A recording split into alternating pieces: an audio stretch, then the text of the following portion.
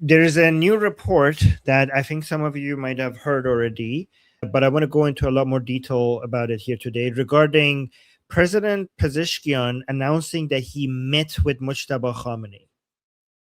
And if you guys don't remember, President Pezeshkian has been looking for Mojtaba for a while now. President Pezeshkian has been trying to find Mojtaba to talk to him so that he could get Vahidi to stop attacking the UAE and other commercial ships like South Korean commercial ships, but mostly to stop attacking the UAE and Oman. And Iran International just came out and said this is fake news. So let me actually go through the order of how things happen. Let me actually bring the bingo chart. We're dealing with people that want to make a deal very much. Let me close this. Okay, let me actually first show you guys the bingo card so that everybody understands the who's who, in case we have forgotten. So we have President Pezeshkian, okay, was reported to be very angry with the head of IRGC, Vahidi, because they just you guys just saw that they were throwing missiles and drones again at the UAE and violating the ceasefire. By the way, the IRGC is denying that it was them, which is a very bizarre denial. They are also denying that they shot at that Korean ship. Because, like, how are they denying that? Because if it's not them, then who the hell is? Guys, is there a second country in the region that is going about and shooting at other countries? I think, is there a second government? Because I don't know. So they're like, it wasn't us. But then who is it? Like, what a ridiculous claim is that? But anyway, so Pezeshkian thinks it's the IRGC, and he knows that he can't stop Vahidi. So Pezeshkian was looking for Mojtaba to get Mojtaba to stop Vahidi from shooting missiles at the UAE and South Korean ships, basically saying that this is ridiculous. We're not going to be able to recover from this ever. Nobody's going to trust us. We're going to lose all our allies and everything. And now he came out with a message saying, I met with him. I'll play that for you guys. But Iran International, I was watching Iran International, and it's interesting because I'm not seeing Iran International actually posting this, but I'm seeing it on Iran International Persian YouTube channel that they reported that they got leaked information from the IRGC that they were discussing this, that Pezeshkian saying that he met with Mojtaba, and the IRGC was shocked by it and wondering why Pezeshkian is putting out fake news out there. And the internal messaging from within the IRGC leaders suggests that it's obvious that he hasn't met with Mojtaba. And I don't know why they think that, because does that mean that Mojtaba is in a coma or dead or something? Why would they think that it's obvious that Pezeshkian is lying? But let me actually show you the video of Pezeshkian talking. So here, look at this. We have this by Iran International saying, Iran's President Masoud Pezeshkian said on Thursday he recently met with the supreme leader, offering a first public account of him meeting Mojtaba Khamenei since he suffered severe wounds at the start of the U.S.-Israeli war on Iran on February 28. So let's listen to what he had to say. It's like, I had the honor of meeting the dear leader. We had a conversation with him for about 2 hours. 2 hours, 2 hours and a half. First, that his views and the way he interacted were truly sincere and humble. For a leader to treat a person in such a manner, he genuinely had such a demeanor. Okay, so that was, but let me go to here from Iran International. So let me actually, this doesn't have English subtitles, and usually the English subtitles are AI and not good, but let's see. I'll translate it for you. پزشکیان رو که شنیدیم چه جزئیاتی از ادعای امروز Wait, am I? Yeah. Okay. درباره دیدار با خامنه ای داریم. بله بر اساس So he's asking for گزارشی که details. حالا ما در اختیار داریم اینه So he's saying Iran International received some report که در یه جلسه سران سپاه در مورد جلب that in a meeting of IRGC leader, این خبر اصلی پزشکیان امروز شگفتی they mentioned that there's shock regarding this fabrication of this news by Pezeshkian. کردن که اساسا چرا دفتر So they were very ریاست جمهوری همچین کاری انجام داده و so they were saying, why would the presidential office do such a thing? اساسا برای چی داره به مردم دروغ میگه راجع به خبری که So why is he lying to وجود people? نداره. ما چند روز پیش این خبر رو داشتیم که اختلاف پزشکیان و وحیدی پزشکیان So we already had news that Pezeshkian and Vahidi were in disagreement, بسته‌بانی کرده. او خواستار and Pezeshkian was angry and he wanted to meet with دیدار با Mojtaba. مجتبی خامنه‌ای شد. این خبر انتشارش نشون میداد که پزشکیان از زمان رهبری مجتبی تاکنون او رو ندیده So this shows that Pezeshkian had not seen Mojtaba from the very time that he was supreme leader till now. He hadn't seen him. و این خودش به این گمان زنی ها که اصلا مجتبی وجود داره یا وجود نداره دامن So this has made many people suspicious whether Mojtaba does even exist or he's alive or maybe he doesn't even exist. So people were زد که اینکه چه ملاحظه‌ای بوده که رئیس جمهوری مملکت نباید رهبر رو ببینه که So how is it that the president of a country cannot see the supreme leader? مطابقاً ادعی حالا طبق اون چیزی که ما خبر داریم اینه که احتمالاً از پزشکیان خواستن So here, this is the interesting part. Apparently, the suspicion is that they probably asked که Pezeshkian. بیا این خبر So guys, it says doctors, but this translation is wrong because Pezeshkian is his last name, and Pezeshk means doctor. So the auto translation is wrong. رو به این شکل بیان بکن تا اون زهر اون حرف So somebody basically came and ordered Pezeshkian to come and say that you met with Mojtaba as a way to do damage control. Because apparently Pezeshkian going around and saying, where's Mojtaba? Where's Mojtaba? I need to talk to Mojtaba. Somebody get me to Mojtaba. It's been really damaging to the Islamic Republic for the supreme leader not to be available like that. So apparently they got to him and told him to shut the F up and come and say that you already met with Mojtaba as a way to fix all of this damage. خبر قبلی که مورد پزشکیان منتشر شد که او میخواد مجتبی رو ببینه و این دیدار میسر نمیشه گرفته بشه. همین شکل بیانی که پزشکیان کرده دقیقاً نشون میده که همه اون داستانی که پیرامون مخفی کردن So let me I don't want to go into more detail, but let me see. I want to show you. Let's go back to the here, and let me also bring this table. Okay. So guys, remember what am I showing right now? Okay. Hold on. Am I showing anything to you guys right now? No. Let me reshare this. Okay.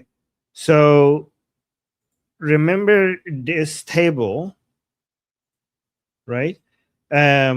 We had 4 different factions within the Islamic Republic, the intelligence security network.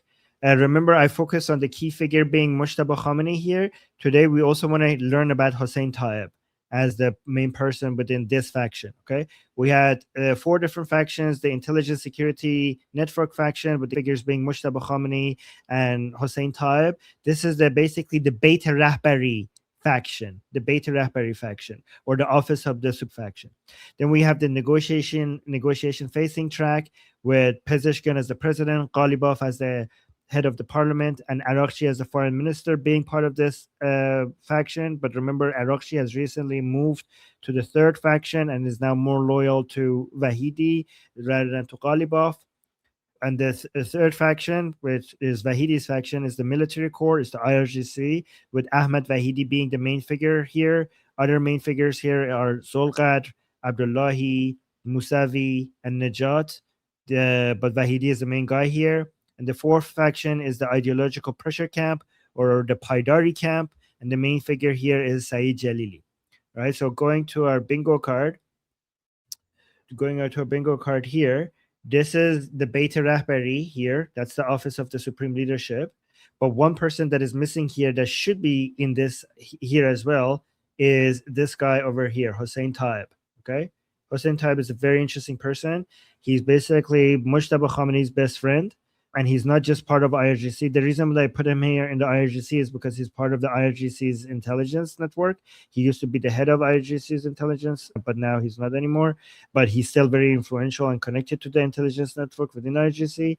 But his role is more important, given that Mojtaba became the supreme leader, allegedly, and Taeb being close to Mojtaba, he's probably, if Mojtaba is unable to think and communicate or be effective, then if the office of the supreme leadership gets its act together, then the main supreme leader could be argued that the main supreme leader is actually right now Hossein Taeb, and because of the influence that it has. So the reason why I tell you all of this is because if I had to guess, who told Pezeshkian to shut the F up and come put that message out? If Iran International is correct and Pezeshkian is putting a fake message out there, and if they're also correct that the IRGC was surprised and shocked regarding this message because of the leaked information they got from IRGC, that means that Pezeshkian did not get the order from IRGC.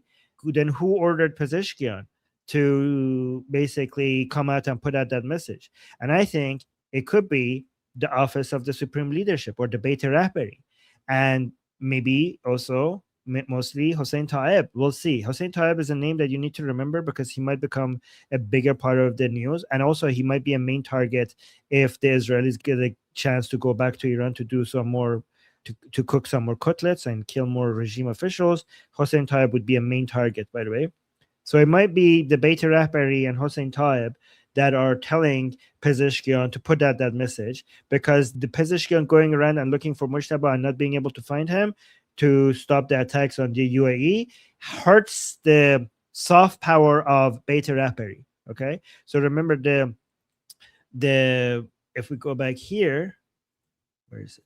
If we go back here, we're talking about this faction losing power because their main source of power comes from the supreme leader's soft power, meaning that the fact that many pro-regime people are loyal to the supreme leader.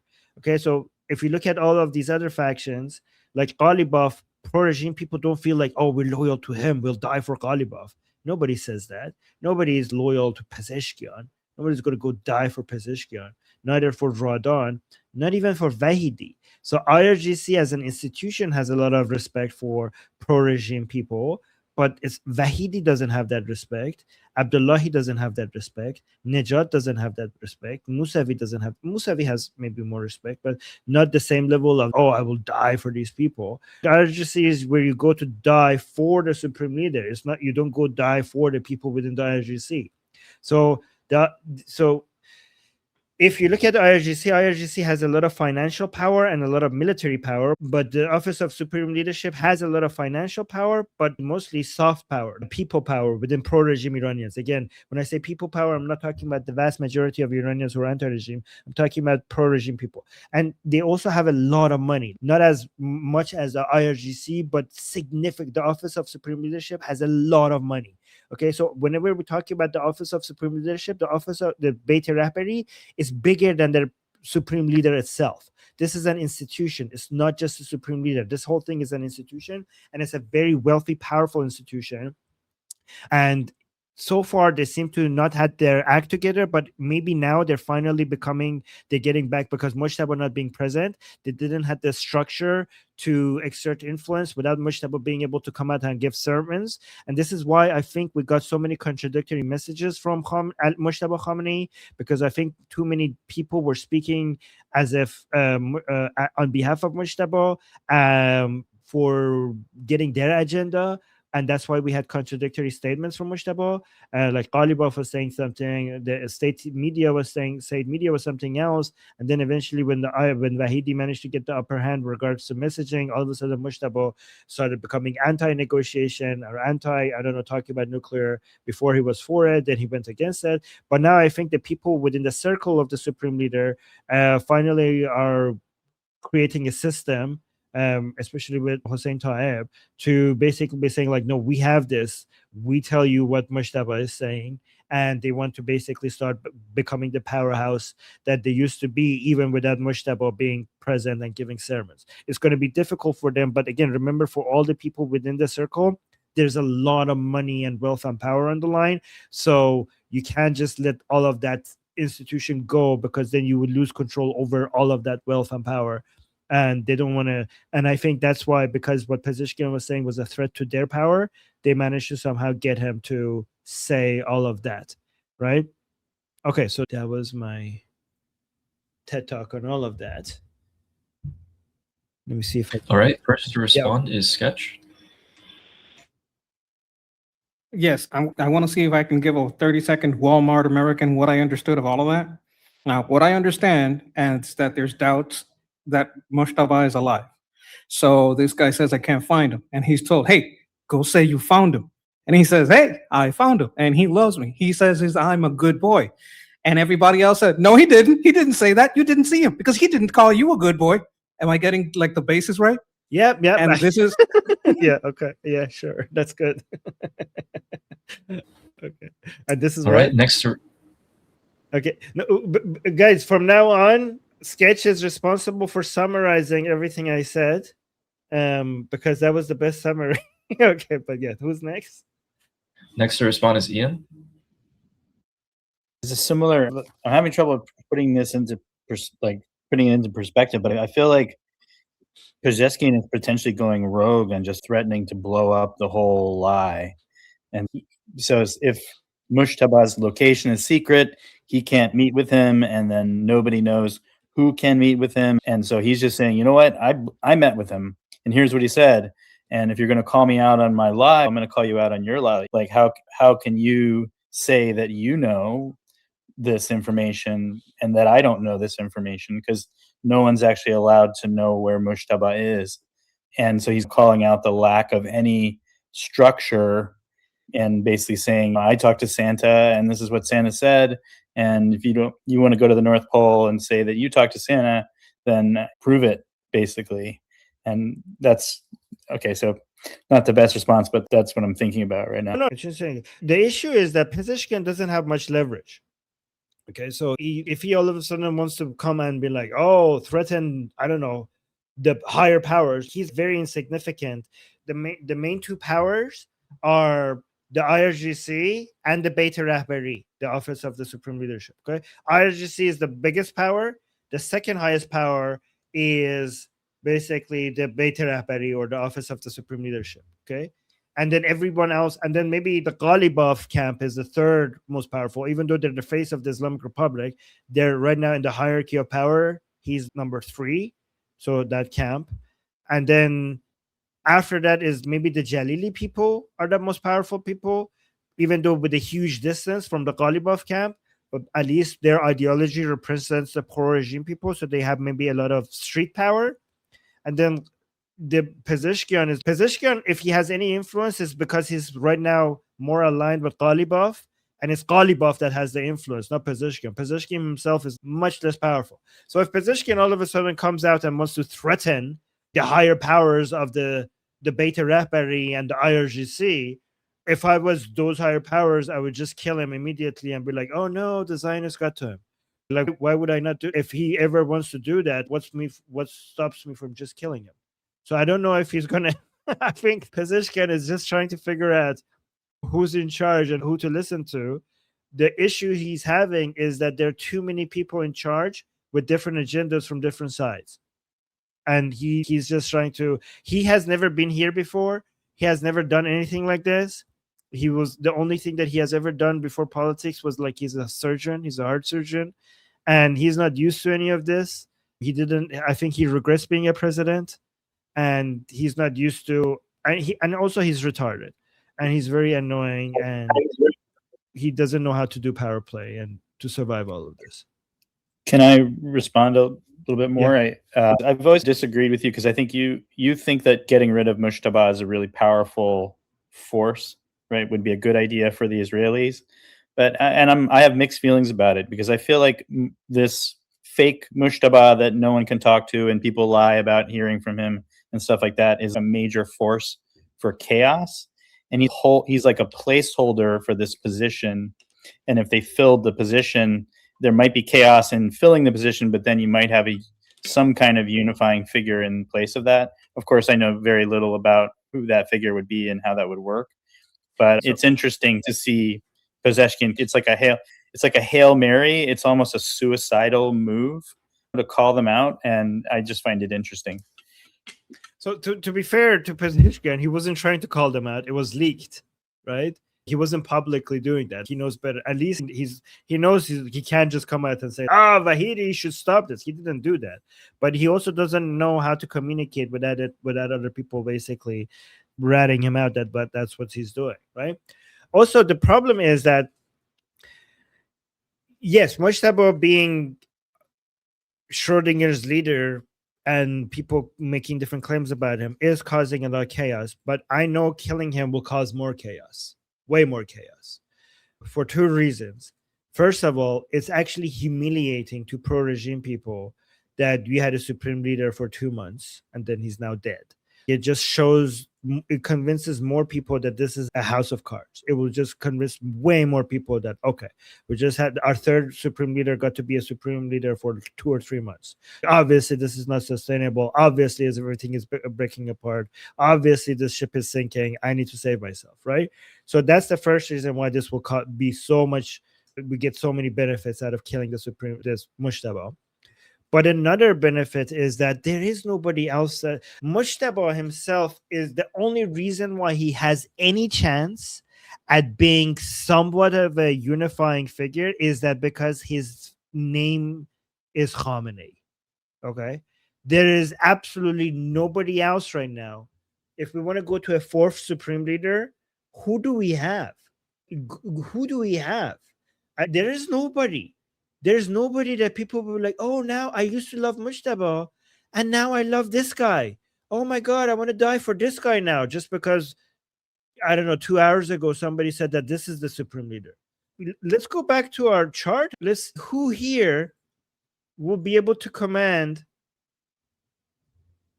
Okay, for example, I think one of the best candidates that they have for the next supreme leader after Mojtaba is this guy, Arafi. Okay, most pro-regime people don't know him. Most Iranians have no idea who this person is, and this is the best guy they have after Mojtaba. The vast majority of Iranians, including pro-regime Iranians, have never heard of him, and this is the best guy they have, one of the best people they have after to replace Mojtaba with. If they go with Sadegh Larijani, Ali Larijani's brother, most pro-regime people hate him. If they go with Alam al-Huda, Khorasan's Santa Claus, we call him, okay? This guy is a competitor to the Khamenei camp, and he has his own cult following in Khorasan. So he doesn't command any form of loyalty in the rest of Iran, other than some people in Mashhad. What are you going to do? There is no unifying factor. By the way, Jannati is the oldest person in this bingo card, and people are so shocked that he's still alive because I think he's more than 100 years old now. Yeah, Rouhani. Let's make Rouhani the supreme leader. Sure. I think we don't need to topple the regime anymore, because if we make Rouhani the supreme leader, the pro-regime people will do the regime change for us. They will do an uprising for us if we do that. So yeah, there's nobody here. There's absolutely nobody here to make the supreme leader. So there's no, in fact, making anyone else a supreme leader will cause more division than unity, just because either it's going to be an unknown person like Arafi, or it's going to be a known person that many people hate, which is going to cause more division. Mojtaba was the best person to have some sort of be like, oh, and we have a younger Khamenei and another Khamenei. We replace an old Khamenei with a young Khamenei. So there's absolutely no one else that people would like, oh my God, I will sacrifice my life for him. Does that answer your question? Yeah, you did a great job, but I don't think we have a lot of clarity in general. But yes. Okay. All right.